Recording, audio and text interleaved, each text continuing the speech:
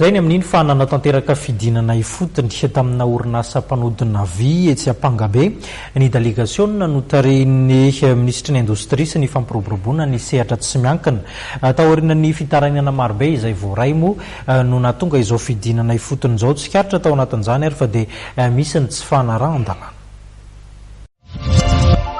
Betsaka ny tsy fanarahan-dalàna ataon'ny orinasa mpamokatra vy etsy Ampangambe raha nambaran'ireo tompona andraikitry ny minisiteran'ny indostria sy ny fampiroboroboana ny sehatra tsy miankina izay nanatanteraka fidinana ifotony nijery zava-misy teny an-toerana.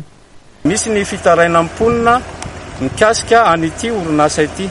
Tsy sanatria akory manakana ny orinasa isika fa kosa misy ny lalàna efa natao dia ny lalàna momba ny loi sur le développement industriel vao nofidina tao amin'ny assemblée nationale tsy ela dia miezaka tsika mampanara-dalàna ny sehatra eo amin'ny indostria.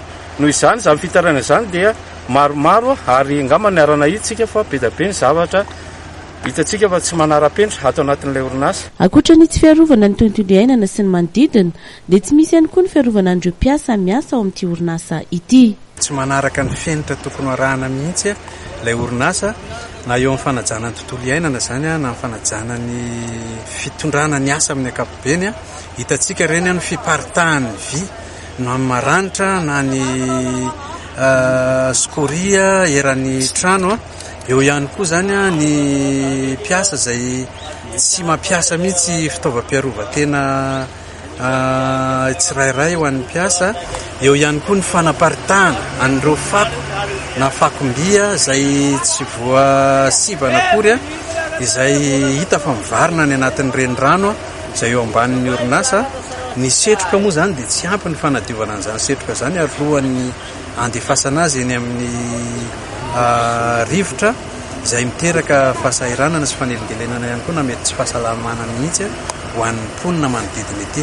Tsy tafiditra ao anatin'ny fahina sosialy na ny kinapo ihany koa ireo mpiasa. Ny réalité ato zany dia zao jalo ny mpiasa ato tsy maintsy an'izany combinaison zany ato, tsy chaussure de travail zany ato, tsisy kinapier zany reo mpiasa reo.